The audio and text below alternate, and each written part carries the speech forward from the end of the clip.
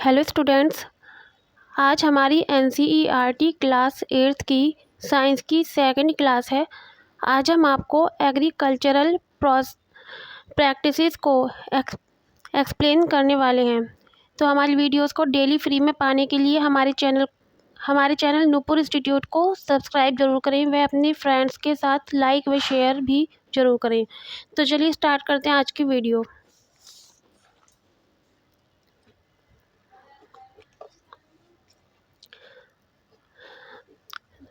तो हम कल पढ़ा रहे थे क्रॉप प्रोडक्शन एंड मैनेजमेंट। तो आज हमारा टॉपिक है agricultural practices till 10,000 BCE। BCE का मीनिंग क्या होता है? Before Christian Ira.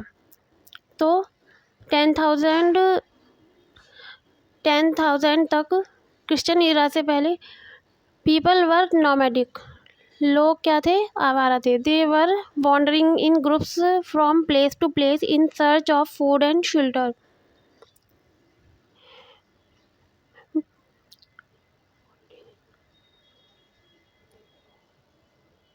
They were wandering in groups from place to place in search of food and shelter. तो वो भोजन और आश्रय के लिए एक जगह से दूसरी जगह पर आवारा की तरह घूमते थे। They ate raw fruits and vegetables. वे कच्चे फल और सब्जियां खाते थे। And started hunting animals for food. और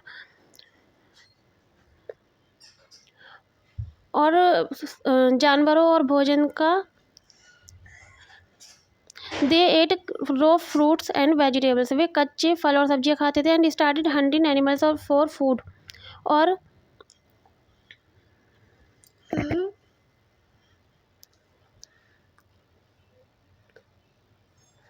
और उन्होंने जानवरों का शिकार करना शुरू कर दिया भोजन के लिए। Later they could cultivate land and produce rice, wheat and other food crops.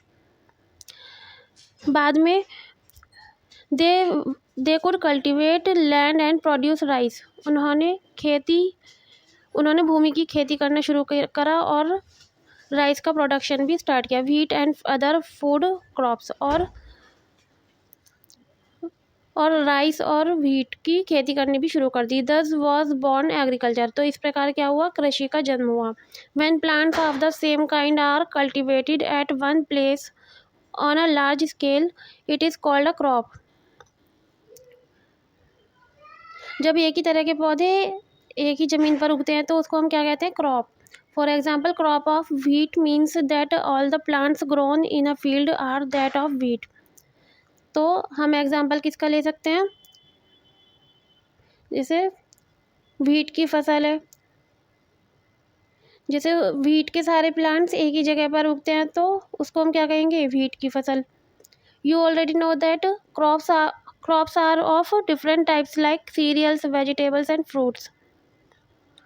आप सभी जानते हो कि अलग अलग तरीके के फसल होती हैं, जैसे दालें, सब्जियां, फ्रूट्स आदि। They can be classified on the basis of the season in which they grow. तो वो किसके आधार पर हम उनको क्लासीफाई कर सकते हैं? जो वो अलग अलग मौसम में के अकॉर्डिंग अलग अलग सी उगते हैं, तो उनके आधार पर हम उनको अलग अलग क्लासीफाई कर सकते हैं। India is a vast country. India क्या है? एक बहुत बड़ी कंट्री है। The climatic conditions like temperature, humidity and rainfall vary from one region to another. तो वातावरण की स्थिति जैसे कि तापमान, आर्द्रता और एंड रेनफॉल मतलब जो वर्षा होती है, तो वो अलग अलग रीजन में अलग अलग होती है अकॉर्डिंगली। इसी कारण से देयर इज़ अ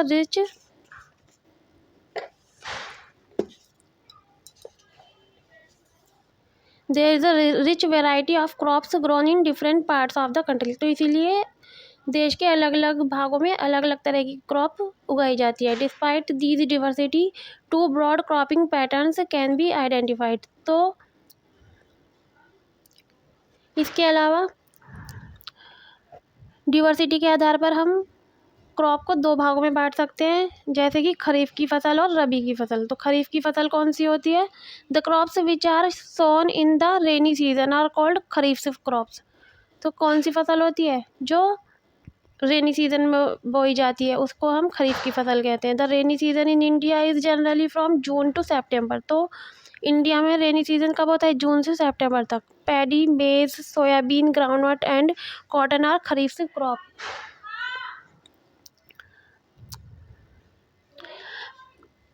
तो पैडी मतलब जो बिना पिसा हुआ चावल होता है, जो पानी से भरी हुई जगह में होता है। मेज मतलब चना। सोयाबीन, मूंगफली और कॉटन आर खरीफ की फसल है। Rabi crops the crops grown in the winter season October to March are called rabi crops.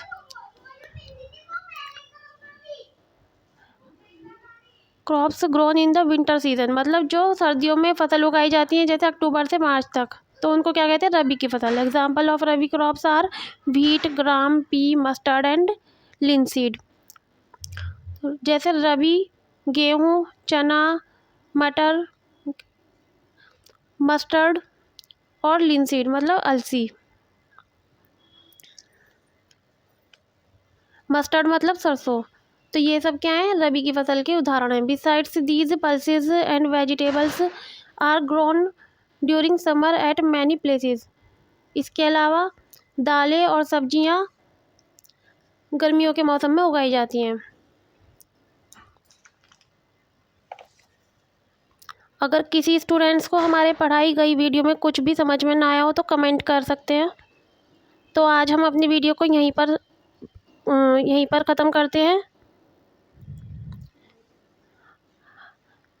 Jin students को हमारी वीडियो से कुछ भी हेल्प मिलती है या जिसको भी पसंद आती है वो लाइक, सब्सक्राइब और शेयर ज़रूर करें। Thank you for watching.